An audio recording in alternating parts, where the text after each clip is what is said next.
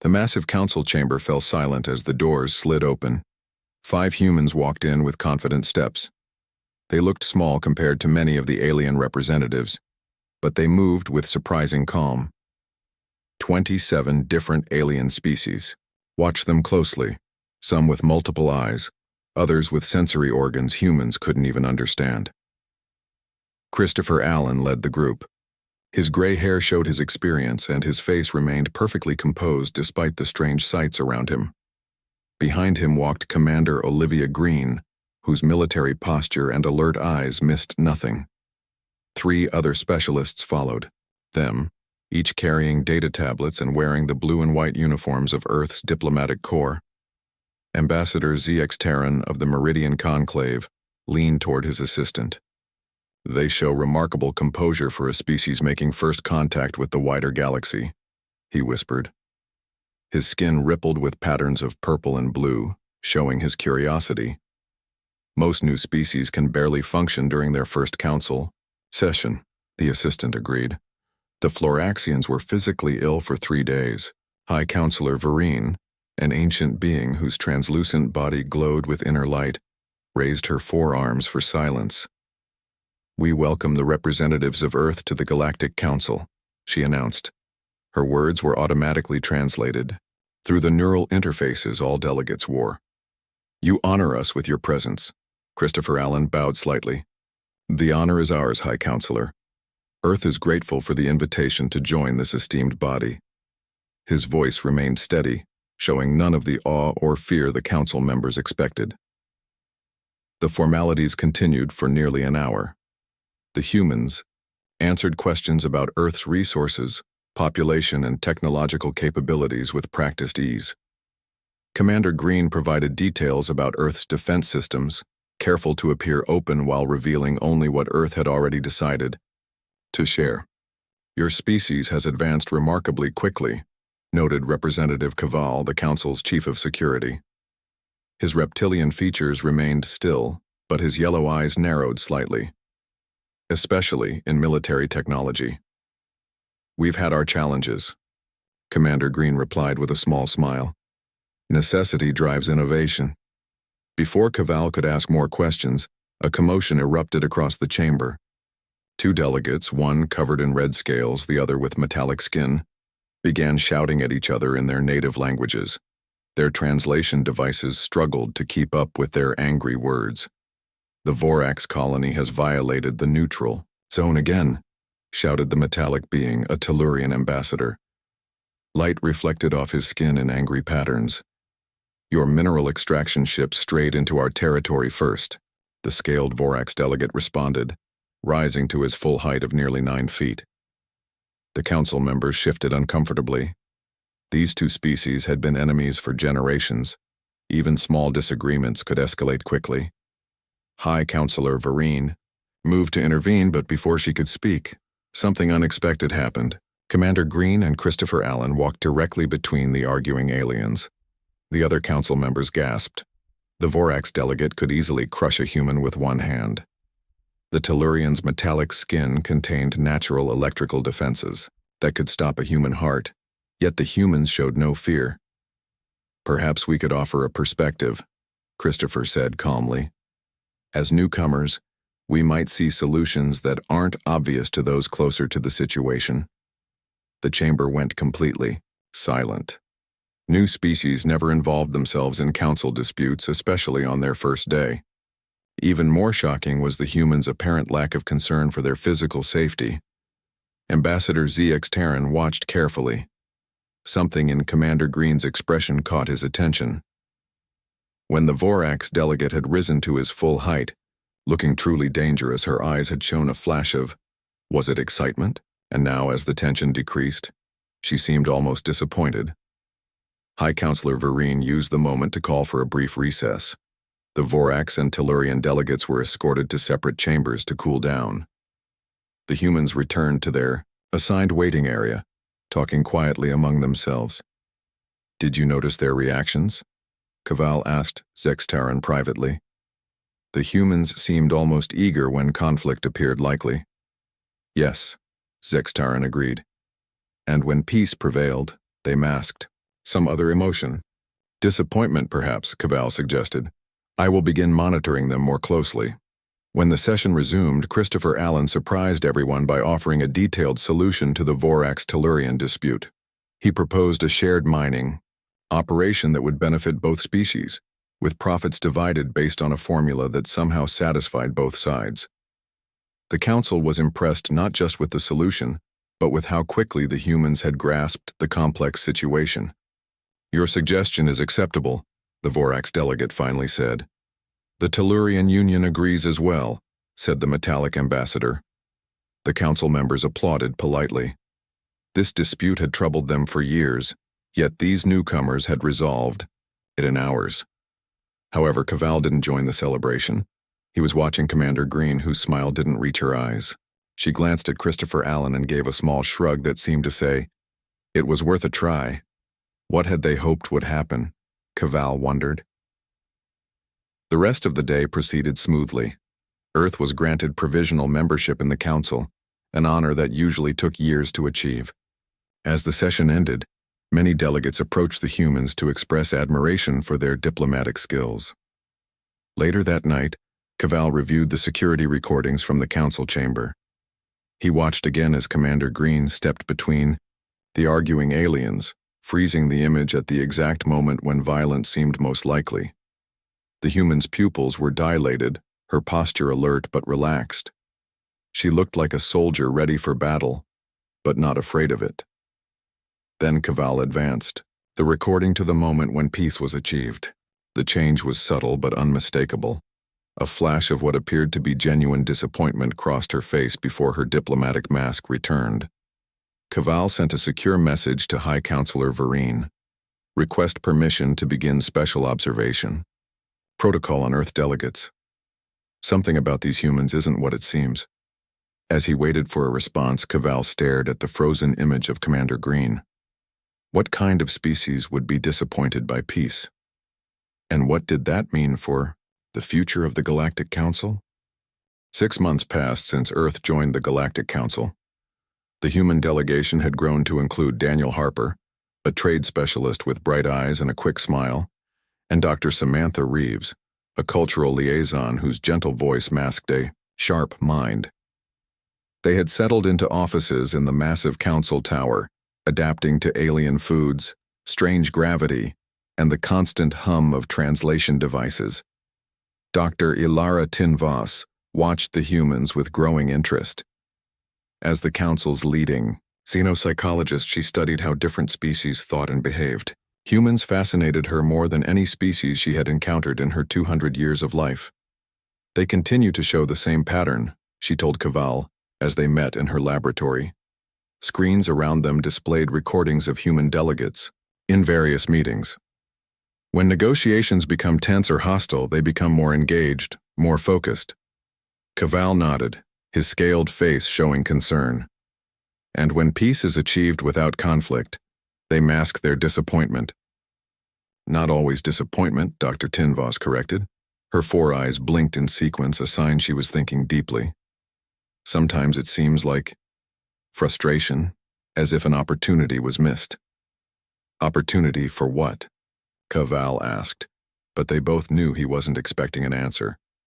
On the main screen, Christopher Allen was speaking with representatives from the mining worlds of the Outer Rim. The aliens were known for their aggressive bargaining tactics. Earth cannot accept these terms, Allen was saying calmly. We suggest a more balanced approach. His heart rate, displayed on Dr. Tinvas's monitors, remained perfectly steady despite the rising tension in the room.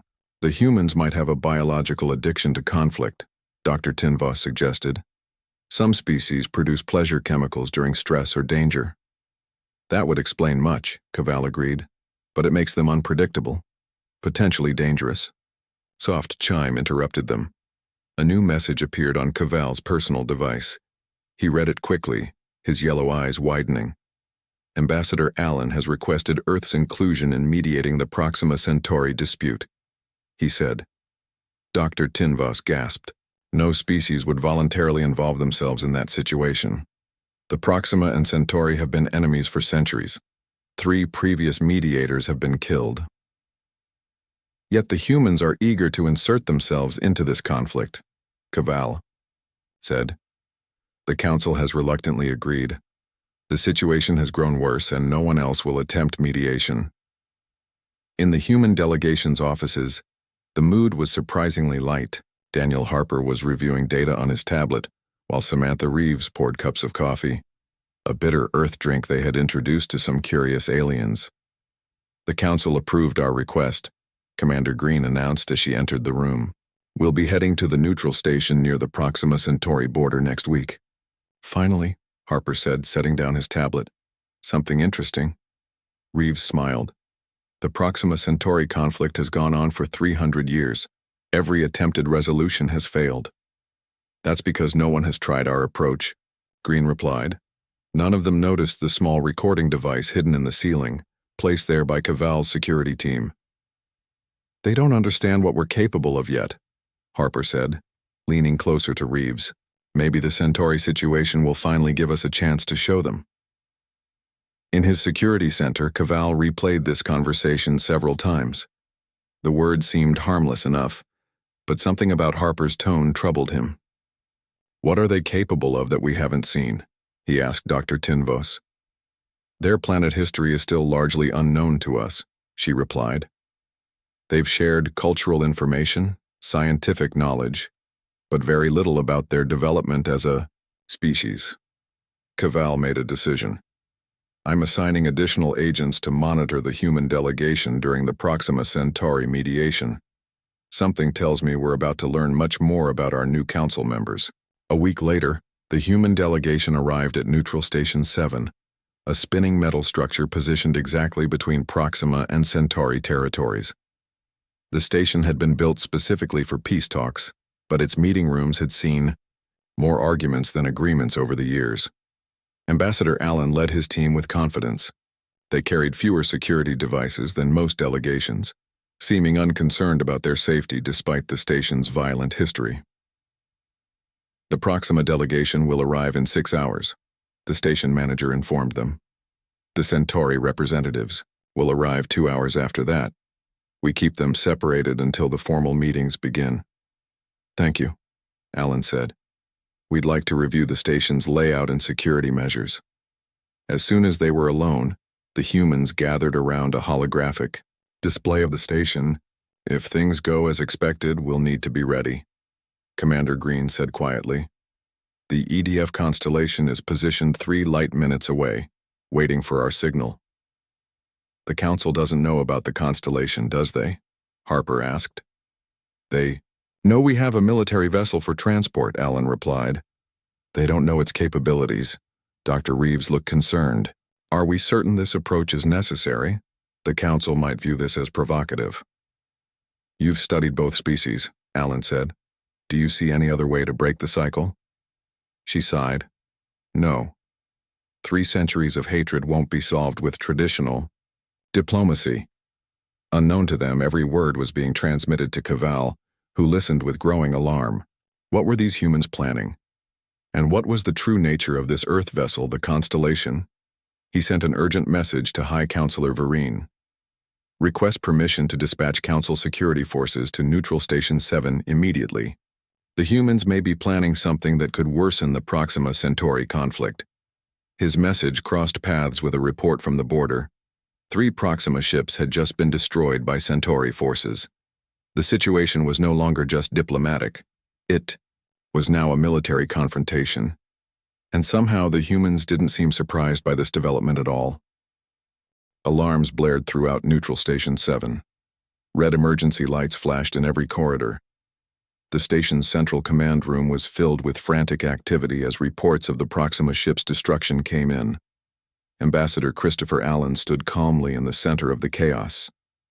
His team gathered around him, their faces showing none of the panic visible on the station staff. 3 Proxima vessels destroyed, the station manager reported, her voice shaking. The Centauri claim it was self-defense, but our sensors show the Proxima ships had their weapons powered down. Where are the rest of the Proxima fleet now? Commander Green asked. Moving into attack formation, the manager said. They've called for reinforcements. We estimate 26 Proxima warships will arrive within 5 hours. The Centauri already have 17 vessels in the area. The station's communication officer looked up from his console with wide eyes. The Proxima Admiral is demanding immediate revenge. He says they will destroy 2 Centauri ships for each one they lost. Alan nodded as if this news was expected. Let me speak with both fleet commanders. That's not possible, the station manager protested. Protocol requires separate communications during hostile. This is no longer about protocol. Alan interrupted. His voice remained gentle but carried unexpected authority. People are about to die, many people. On the other side of the galaxy in the Council Tower, Cavall and High Counselor Vereen watched the situation unfold through secure transmissions. Other council members had joined them, their faces showing varying degrees of concern. The humans don't seem surprised by this development, Sextaran noted, his skin displaying dark patterns of worry. Perhaps because they expected it, Cavall replied. Or planned for it. That's a serious accusation, Vereen said. Look at them, Cavall insisted, pointing to the screen where Green was speaking quietly with Harper. They're not frightened. They're not even concerned. Dr. Tinvos entered the room, carrying a data tablet. I've completed my preliminary analysis of human social development, she announced. You need to see this immediately. Before she could continue, the transmission from Neutral Station 7 showed Alan addressing both the Proxima and Centauri fleet commanders on split screens. Gentlemen, Alan said, further violence serves no one. I propose a temporary ceasefire while we discuss. The Proxima commander cut him off. There will be no discussion. The Centauri murdered our people. They will pay in blood. You entered our territory, the Centauri commander shouted. Just as your kind has done for 3 centuries. The argument escalated quickly. The council members watched with growing horror as both commanders issued final threats and terminated communication. War is now inevitable, Vereen said sadly. We should evacuate the station before it becomes a target. On screen, Alan turned to his team. It appears traditional diplomacy has failed, he said. Then, looking directly at Commander Green, he added, perhaps we could demonstrate our peacekeeping methods. Green nodded and activated her communication device. This is Commander Green to EDF Constellation. Implement Protocol Watchful Eye. In the council chamber, Zextaran leaned forward. What is Protocol Watchful Eye? And what exactly is this Constellation vessel capable of? The humans claimed it was simply a military transport, Cavall said, but I suspect it's much more. Back at the neutral station, Alan requested a private channel to Earth. This is Ambassador Alan to Solar Defense Command. We have a possible Scenario 7 developing. Requesting permission to implement Protocol Thunderchild. Cavall had managed to access this supposedly secure transmission. He watched as an older human with stars on his uniform appeared on Alan's screen. Permission granted, Ambassador. The man said. The Jupiter fleet has already been alerted and stands ready. Good luck. The transmission ended, leaving Cavall with more questions than answers. Jupiter fleet? The humans had only ever mentioned having a small number of space vessels. At Neutral Station 7, tension reached its peak when the Proxima fleet opened fire on 2 Centauri cruisers, destroying them completely. The humans watched the battle through the station's observation windows. Now it begins, Daniel Harper said quietly. Dr. Reeves looked troubled. So many lives lost. Sometimes that's necessary, Commander Green replied. They need to understand. What's at stake? Ambassador Allen turned to the station manager. Please send a message to both fleet commanders. Tell them Earth is deploying its peacekeeping fleet to protect both sides from further aggression. Peacekeeping fleet? The manager repeated in confusion. I wasn't aware Earth had such a force. There's quite a lot about Earth you don't know. Yet, Allen said with a small smile. Within an hour, 23 Earth warships appeared at the edge of the battle zone. Their sudden arrival shocked everyone. The fighting aliens, the station personnel, and especially the watching council members. Where did those ships come from? Counselor Vereen demanded. The humans claimed limited space capabilities. They lied, Cavall said simply. On the largest view screen, they watched as the Earth vessels moved into formation. They were sleek and dark, unlike the colorful ships of most Council species. They positioned themselves between the warring fleets with precision that spoke of extensive military experience. Commander Green opened a channel to both alien fleets. "This is Commander Olivia Green of the Earth Defense Force. You are ordered to cease hostilities immediately." The Proxima Admiral's face appeared on screen, his expression furious. "This conflict does not concern Earth. Remove your vessels at once." "I'm afraid we can't do that," Green replied calmly. "We've been authorized by the Galactic Council to prevent further bloodshed." This was completely untrue, but the Council members watching were too shocked to protest. "If you fire on each other," Green continued, "you will be firing through our ships. I don't recommend testing Earth's defensive capabilities."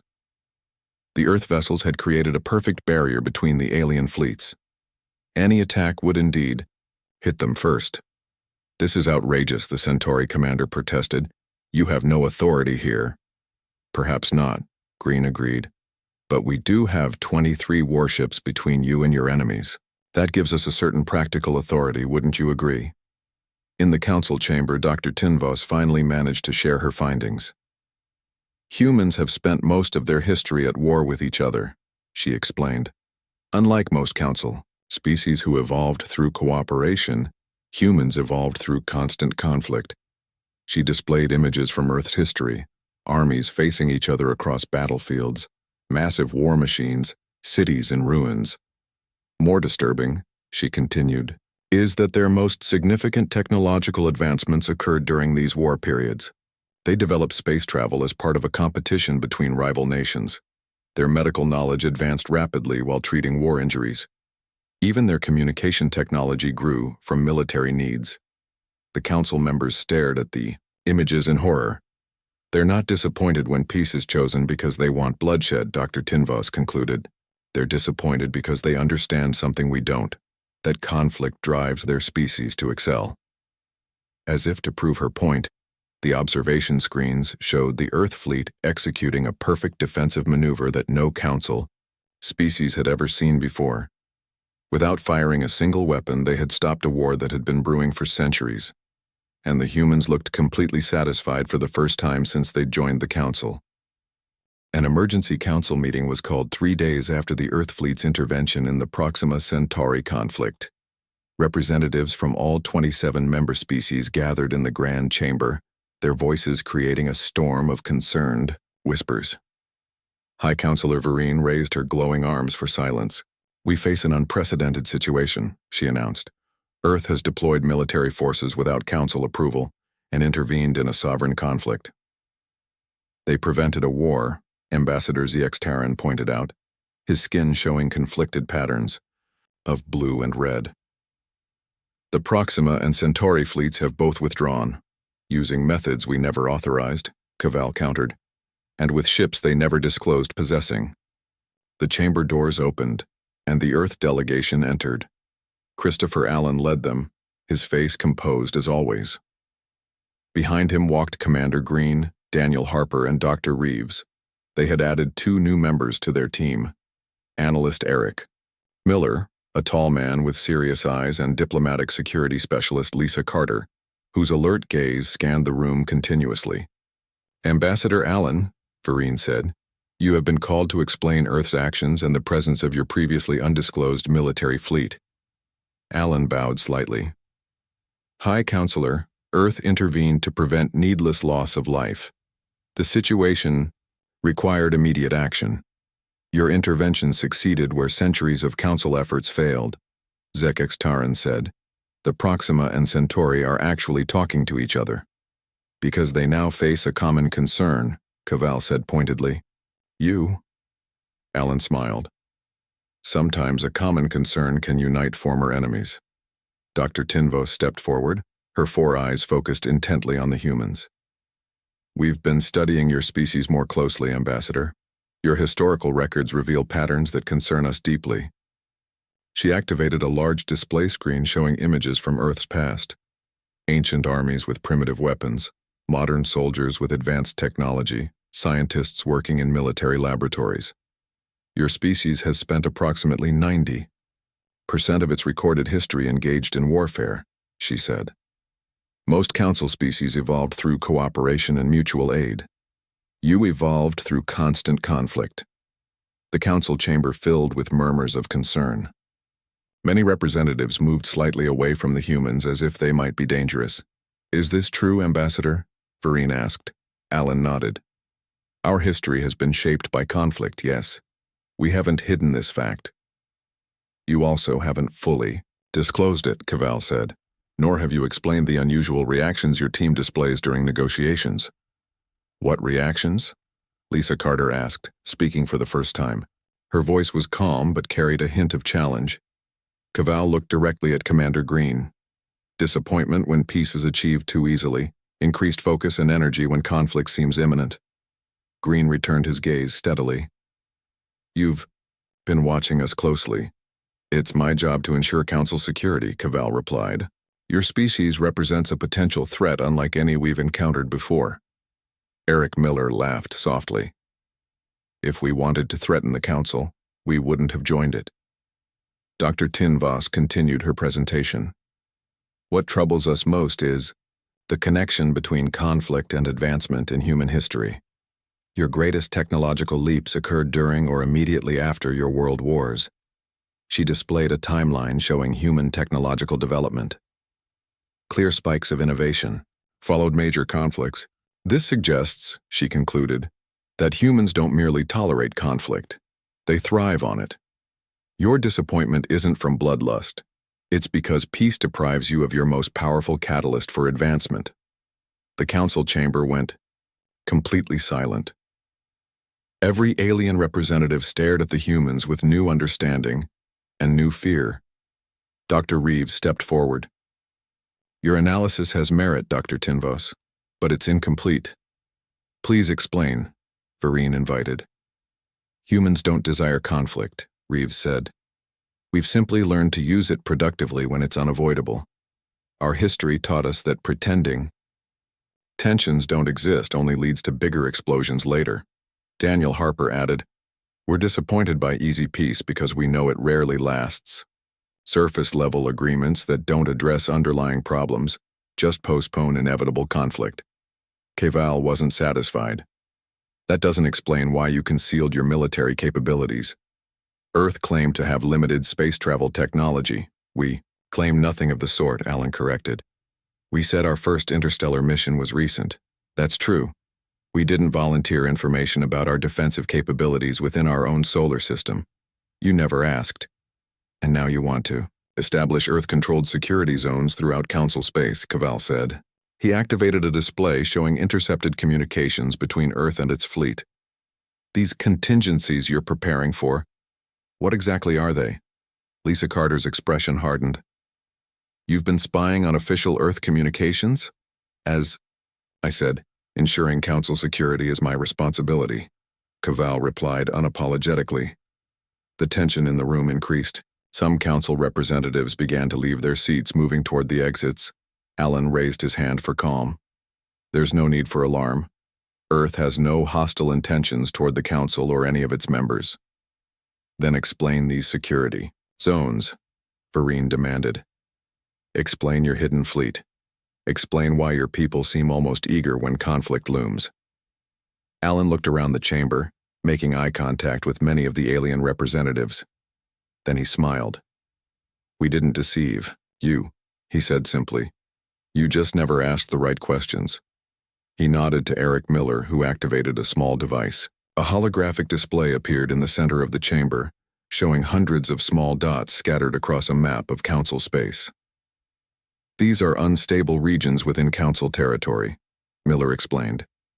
Border disputes, resource conflicts, historical grievances, all simmering just below the surface. He touched the device again and many of the dots turned red.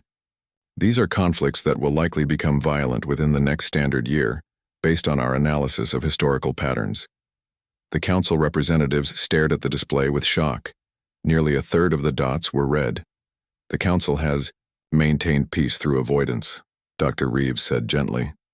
When problems arise, you create buffer zones.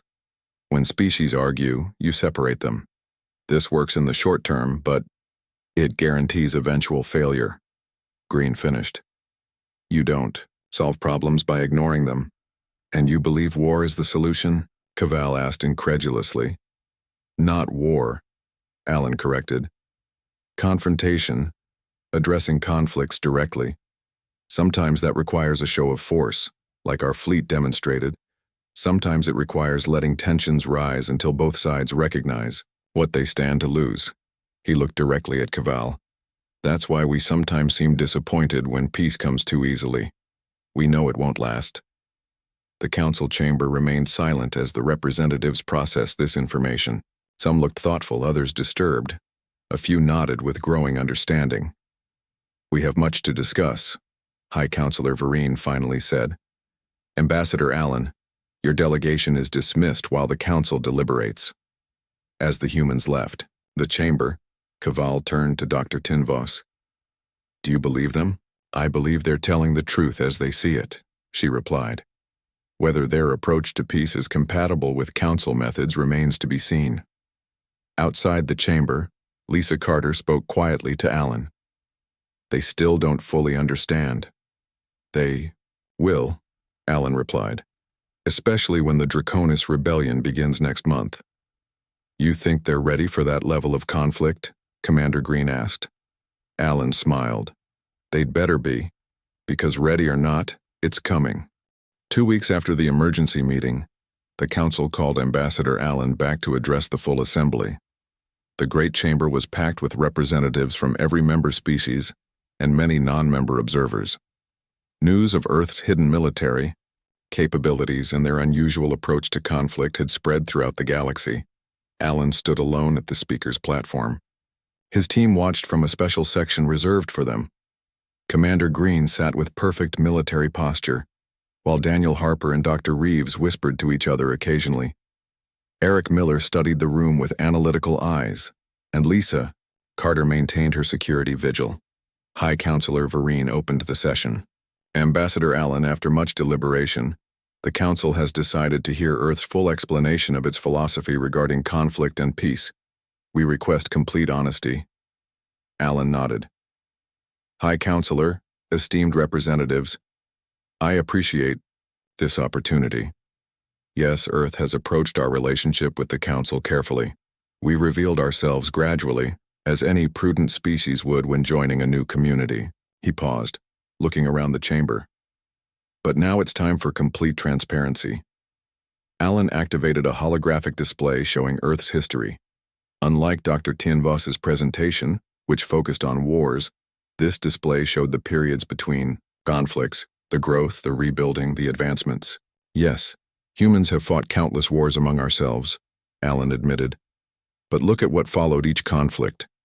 Renaissances of art, leaps in medicine, expansions of freedom and rights. We don't desire war.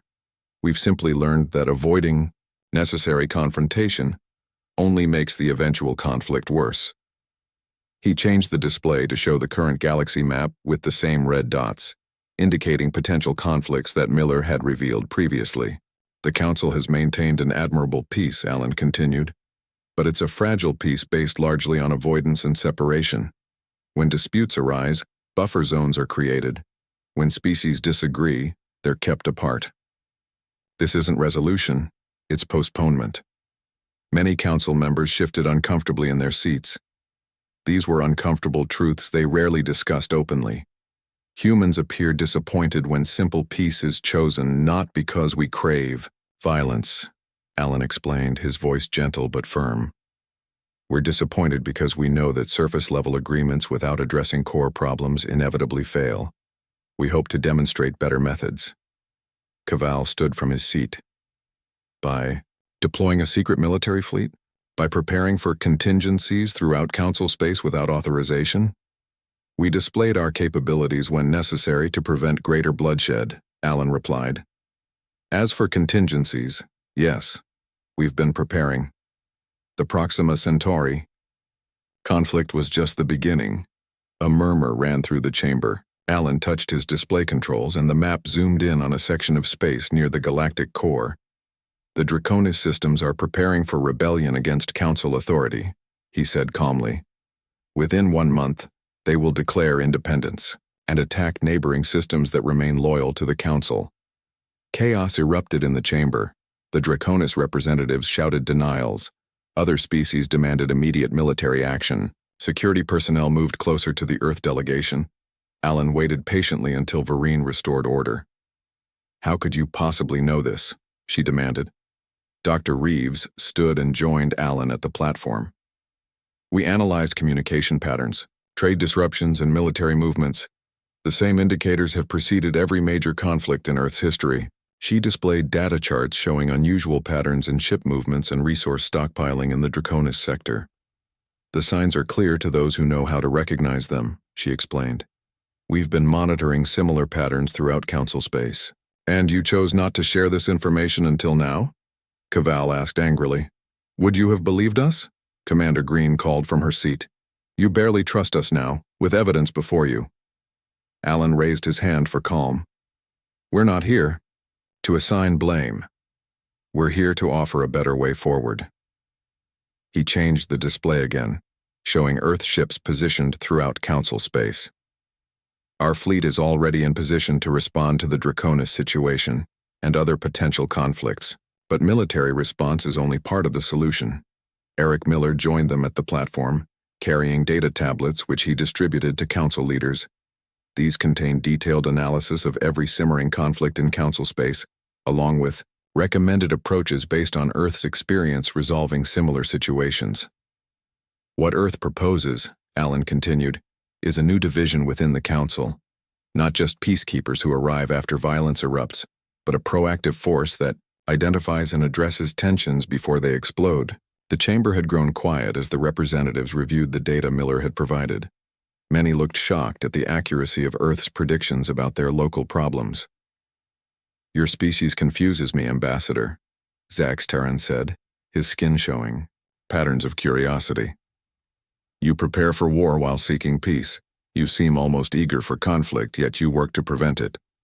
"That's the paradox of humanity," Dr. Reeves explained with a smile. "We understand conflict because we've experienced so much of it. We value peace because we know its absence.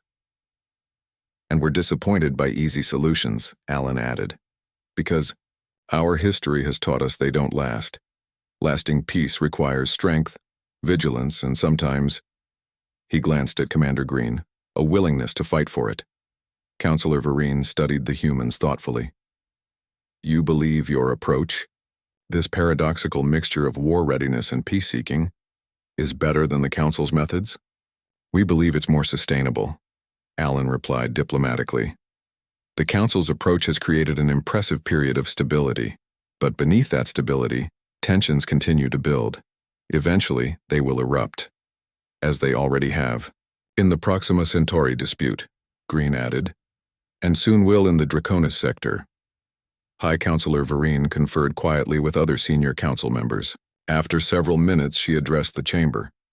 "The Council recognizes that our methods may benefit from alternative perspectives," she announced carefully. "We propose the establishment of a new Council division, conflict resolution and prevention, to be initially led by the Earth delegation." The vote that followed was not unanimous, but the majority supported the proposal. As the session concluded, many representatives approached the humans with data about conflicts in their own regions, speaking with newfound respect. Cavall watched from a distance, then finally approached Alan. "I still don't fully trust your methods, Ambassador," he said frankly, "but I cannot argue with your results. The Proxima and Centauri are actually discussing a trade agreement after centuries of hatred.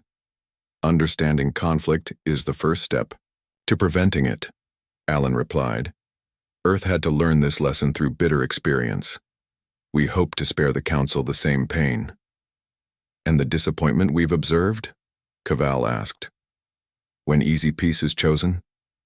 Alan smiled. "Think of a doctor treating only the symptoms while ignoring the disease. The patient feels better temporarily, but the illness grows worse. That's how we feel when we see temporary solutions applied to deep problems." As the humans prepared to leave, Dr. Reeves noticed something remarkable. Ambassador Allen's expression as he accepted his new council position showed no trace of disappointment at all. For the first time since we arrived, you look completely satisfied, she said quietly. Alan looked around at the council chamber, where species that had been avoiding their problems for centuries were now actively discussing them. Because for the first time, he replied, we're not choosing easy peace, we're choosing real peace with all the difficulty and complexity that entails. Commander Green joined them, a rare smile on her face. It only took one small galactic crisis to make them understand. Humans, Dr. Reeves laughed softly, always seeing opportunity in conflict. It's our greatest weakness, Alan said. And our greatest strength, Green added. Together, they walked out to begin their real work, teaching a peaceful galaxy how to face conflict directly so that true and lasting peace might finally be possible.